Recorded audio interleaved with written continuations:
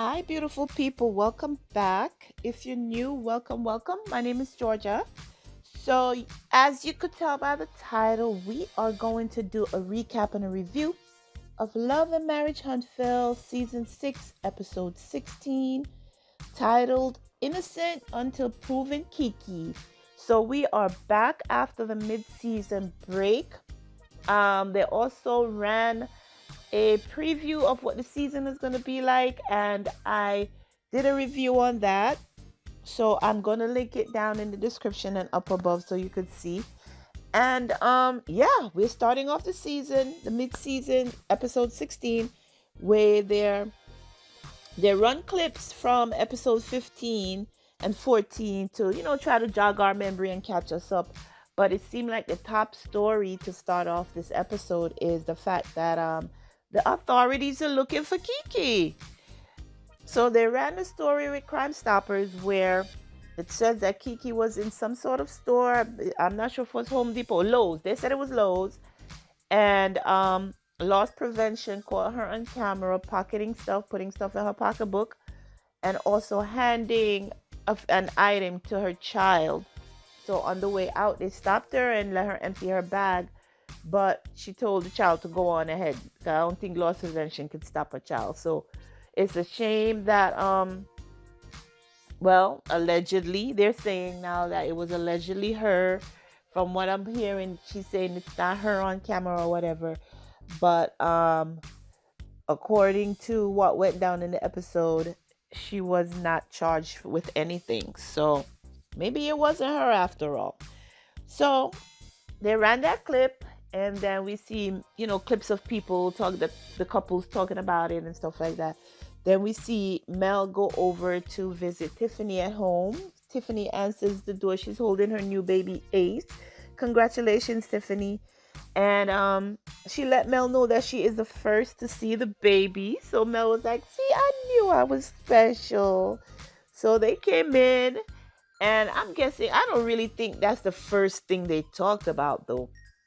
But I guess they cut the clips to make it seem like as soon as they came in and sat down and, Mel got her something to eat, which we all know Mel always wants food, that they're talking about what happened to Keke. At least Tiffany was. She kept going on and on and on. She couldn't take a hint. Tiffany don't know how to take a hint. I realized that. Tiffany didn't even take the hint when she realized Mel was not talking to her about it. All Mel was saying, for real? Okay, I see. Oh, wow. All that reaction. Until finally she had to tell her, you know what? She's innocent until proven guilty, and I'm going to talk to her about it. She's telling Mel, maybe you don't want to be associated. Well, in a roundabout way, she's telling her, well, we all have brands to protect, especially, you have a big brand out there, so you may not want to be associated with her and stuff like that. But Mel is looking at her like, please, Tiffany, stop talking about it. Can we move on? So to round out their segment, she told Mel that she wants to have a baby reveal. She wants to invite quite a few people, and she needs a video invite sent out, but she needs Mel to help her shoot the video. So that's what she did. And then we closed out that segment with Mel and Tiffany. Now we have Marcel and Courtney. Courtney pulled up on Marcel at Black. He just popped up and he's like, it's chopping it up a little bit. You could feel the tension right there. So we have Marcel was like, what's going on, man? You having any fun?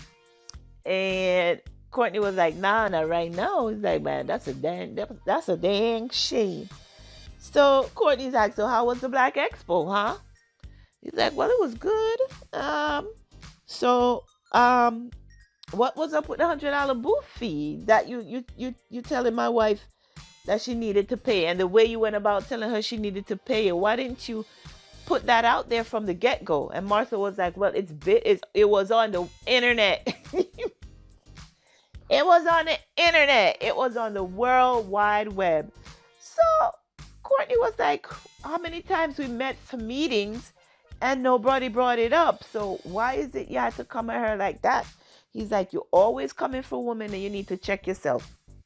So Marcel, he now turns it around and he says, there's an apology that needs to be made. And when y'all ready, I'll be right here to accept and receive it.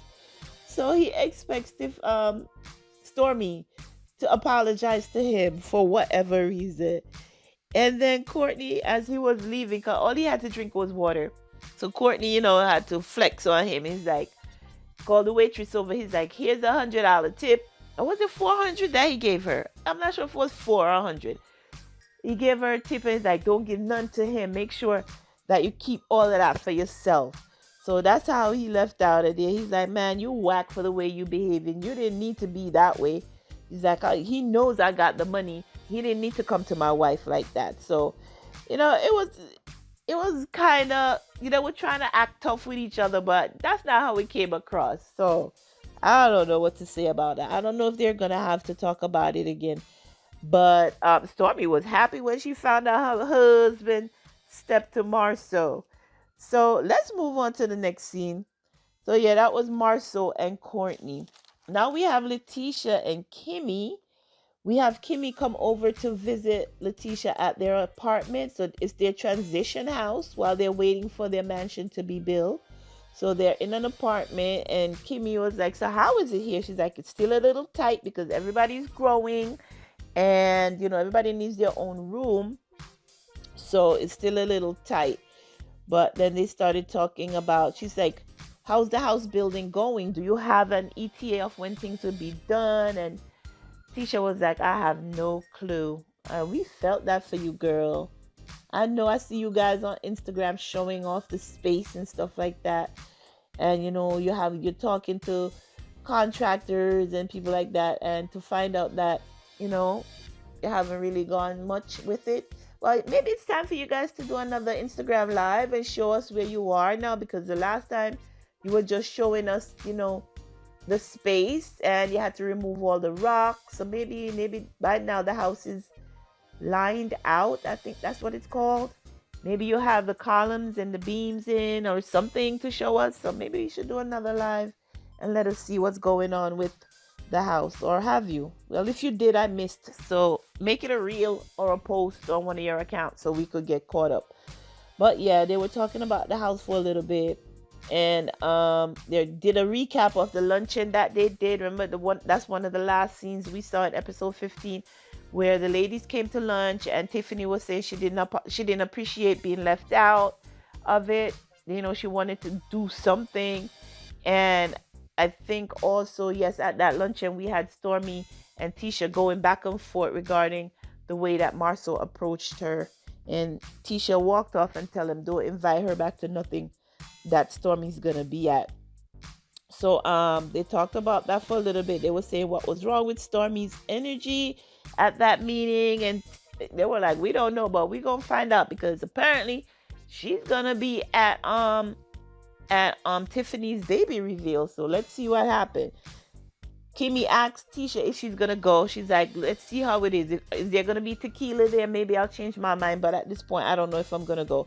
Then they start talking about Keke and the stuff that came on the news. Letitia's wondering, is she back on pills or whatever.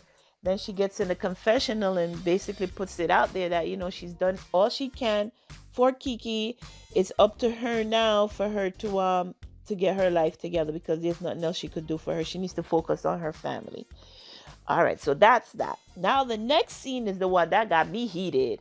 I mean, I was sitting there with my jaw open, like the nerve of this. And I'm sure Chris Fletcher, well, the scene is Martell and Chris Fletcher. So Chris Fletcher comes over to Martell's house only for us to find out that it's not Martell's house. It's a house that Chris has up for sale. And he's been renting to Martell month to month. The house is now in contract. They gave Martell 30 days to move out. It is now past 45 days. And Martell is flipping the script on Chris, asking him what kind of friend he is, who takes priority here. The man's commission takes priority. That's what takes priority. First of all, he wouldn't let Chris come in the house. He's stopping Chris at the door, talking about where your booty's at. If you're gonna go into somebody's house that you're selling, You realtor need to have booties on your field. So Chris was like, you live here. Shouldn't you have booties for the people who are visiting? You're out here scuffing up these people hardwood floors and trying to stop Chris from coming in the door. But back to the nerve of this guy. So he was like, who takes priority here? He's like, how you expect me to find a home? Why you don't bring something to me and present it to me? If you're the realtor and you can't find anything, what makes you think I could find something in 30 days? So I know Chris has a temper. I could see it on him. He was really trying to hold himself back. Chris, we wouldn't have think bad of you if you had exploded on Martell and jumped at him across that table at that desk, because the things that were coming out of his mouth, he really taking advantage of you guys. First of all, you told him do not subpoena you because you're friends with both Mel and he did it anyway and did not warn you guys. It was a surprise he did that to you. Then he's telling you, oh, we just wanted you to come to court and tell the truth. But if you went ahead and told the truth, I'm sure he was like, no matter which way it go, even if it was against me, all we wanted for you was to tell the truth. So they went up there and they did what they had to do. And now the man is telling you, listen, I helped you out by giving you a place to stay. You didn't have nowhere to go. So you're renting this place, this house, a whole house you're renting from month to month, not a little apartment. Now it's under contract, time to sell. The buyers are ready to move in, and you're going to tell me, oh, you're not moving out because you haven't found any place for you and your kids? Chris looked at him like he wanted to squeeze the life out of him. I know he was holding back. I was holding back for him. I was holding him back through the screen because I know he wanted to jump across that desk and do something to Martell. So he was like, so Martell's well, anyway, so after he did all of that to Chris, browbeat him. He did all of that to Chris. He told Chris that he found something. So Chris was like, so how long you need to move? Martell said 90 days. He's like, no, you got 2 weeks. 2 weeks, 14 days to get out of here. And he's like, that's it. We can't extend it anymore. And they're staring at each other. You could feel the tension. But I could tell that, Nell, I know your husband got a temper. He's trying to keep it in check, but I know it could come out when he needs to. But wow, the nerve of Martell. So that was the scene between Martell and his friend, Chris Fletcher, the one who gave him some place to live. Dude, you are no good. Oh, you really do take advantage of people. They've been saying that all over the internet, but it seems like we're seeing it come out and you don't give a damn. All right, so the next scene now, let's leave Martell and his messy self over there. The next scene is Maurice and Kimmy. They went bike riding and, they stopped off at the little pond.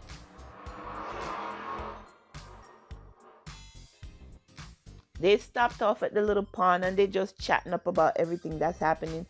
Kimmy's telling Maurice that she went over by Tisha and what they talked about and stuff, the fact of the baby reveal, what happened at the luncheon, just everything that we've gone over. And the meet the baby party is coming up. And somehow they switched over to, being intimate with each other. And we saw a clip of this on the preview where Maurice is telling Kimmy that it's all psychological. It's all in your head. The fact that, if you're able to fake it and do it, that he's telling her, I don't want you to fake it. So he's telling her that the sounds and stuff that you're making, if that's faking it, then you're doing a good job. And he wants to know when the faking is going to stop. How about never, dude? I'm sorry, y'all. That's me. He wants to know when the faking is going to stop. He needs a timeline. He's looking at his watch. Kimmy said it might be up to a year. He was like, what? I got to wait a whole year? He's like, I need you to find out when it's going to stop. So Kimmy said, why don't you find out by Googling it? And she's like, some of the things that you're saying to me is just mean and nasty. And you're borderline being start with a D. You're borderline being that. And he was like, really? I'm being that way? She was like, yes, you're not understanding what I'm going through. Yes, he is really being insensitive, in my opinion. And Kimmy was like, I really don't have a timeline for you. He's like, I need to get a timeline. I'm like, Then she's like, you know what? Let's get out of here before this goes sideways. And then he made some other insensitive remarks. And, Kim was like, see, that's what I'm telling you. Remarks like that, it's not necessary. And he made some others even after she told him that. He still went and made some others in a joking manner, and she didn't think it was funny. She's like, keep it up, you may not be getting none at all. So that was the discussion between Kimmy and Maurice on their bike ride. And now we have Stormy and her husband Courtney, and they're at their factory. They're bottling some of her hair oil and stuff like that. And he's telling her that he went to go see Marcel. She's like, how you make that meeting happen? He was like, you know me, babe, I just pull up. So God, that's exactly what he did. He pulled up on Marcel at Black. And he was like, I was talking to him about, what went down between you two. And then we have Stormy explaining some clips that we didn't see. We didn't see Marcel pull Tisha aside and was in her face. She said they were talking real low, but he had an angry face, and he was face to her. Because remember, he's taller than her. So he's looking down at her and she's looking up at him, and she was like, that was an uncomfortable scene for her to watch. Because the fact that Tisha was agreeing with Stormy when Stormy was like, why you coming to me about $100 right now? Like, can I get $100 till tomorrow? She's like, why are you coming in my face about it now? Why didn't you guys talk about it? Then we all went over this already. But Marcel did not like the fact that Tisha was taking up for Stormy. And that's why at the luncheon the next day when the ladies met, we had Tisha flipping the script telling Stormy, like, I didn't like what my husband did to you, but at the same time, you don't need to be talking to my man like that. My man. You don't need to be talking to my man like that. So that's how they had the tension and the talk, and she got up and walked away. So I guess Marcel, talked to her behind the scenes and like, you need to go fix that. You need to go handle that. We're supposed to be a unit. You need to go make sure that girl know that she can't cross us as a couple or whatever. So they talked about his behavior. They talked about the fact that she had to pay the $100. Also, I forgot to mention with Kimmy and Maurice said he paid $100, and Kimmy was like, what you do that for? He's like, a lot of people did not pay. It's only after a certain amount of vendors came into the Black Expo, that's when Marcel started charging people money, and he was trying to say that it was out there on the web. So Maurice was like, I didn't mind paying $100. That's not the point. But it's, how it was organized, and the fact that Stormy had such a big area. I would have liked to have a big area like that and pay $100. So yeah, that was also one of the topics that Kimmy and Maurice spoke about. And now we get back to Stormy and Courtney. So Stormy is letting Courtney know that, they're going to have the baby reveal, and Tiffany asks her to help plan the event. So she's going to go over there and help plan, and this is going to be one of the first time that she's going to get to see all the ladies face to face since the luncheon, and they want to see what is going to happen. So now the last scene of the episode is Mel and Keke. You have Mel making the rounds. She's visiting everybody. So Mel is visiting Keke. She brought her a gift, one of her shirts that says push through because God said so. And she's over there visiting Keke, and she's like, girl, what's going on with you? So Kiki's like, I've been in the hospital. My back been aching, my neck, my back, my crap. So yeah, my back's been aching, and I had to go in the hospital. I had to get in an ambulance, and I need to stop doing that. Let me stop making fun of these people and do the review the proper way. I'm sorry, folks. So she's like, I had to get in an ambulance, and I'm in the hospital. They're doing all kind of tests, and they can't find out what's wrong with me. So Mel told her, listen, there's been a lot of talk amongst the group. Everybody's talking about what happened on Crime Stoppers, and they want to know, if what they saw was true, if it's, you're being accused of. So Keke was like, being accused or convicted. So you basically get the message there, innocent until proven guilty. And then I bet if Mel had some food to eat, she wouldn't have mind sitting there long. Cause I tell you, Mel likes to eat. She likes to chomp on her little things, but we understand, girl. You're always on the go, so You hardly get time to eat. So when you do, you sit down and you have your little meals. So in that, the producers are becoming shady too, because with that, we have Mel sitting there talking to Keke. And all you see is different clips of her just talking, talking, talking, talking, talking, talking. You see Mel's expression change every time. Like, when is she gonna end? Like, when is this gonna end? Her facial expression.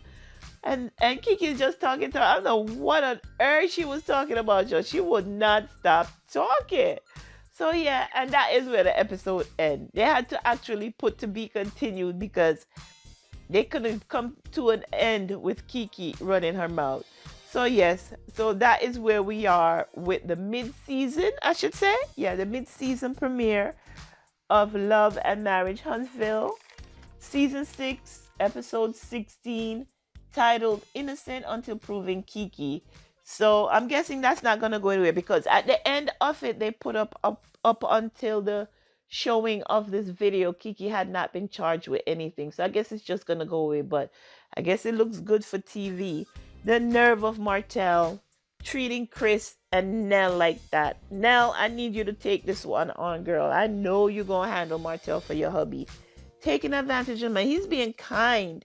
And you're making him feel bad about helping you out? Come on. The least you could do is make sure that you get out of the place in the timely fashion that he acts. You should have been looking for a place. You've been in there 8 months. Don't you think you should have been looking for a place on month 3, knowing that the house is on the market and it's getting ready to sell? Come on, Martell. You're wrong for that one. But yeah, that is my review on this episode, guys. Make sure that you subscribe to the channel to hear more reviews of reality TV, celebrity gossip, entertainment news. Make sure that you like this video. Share this video if you wish. And until next time, be sure to take care of yourselves and your family. Bye-bye.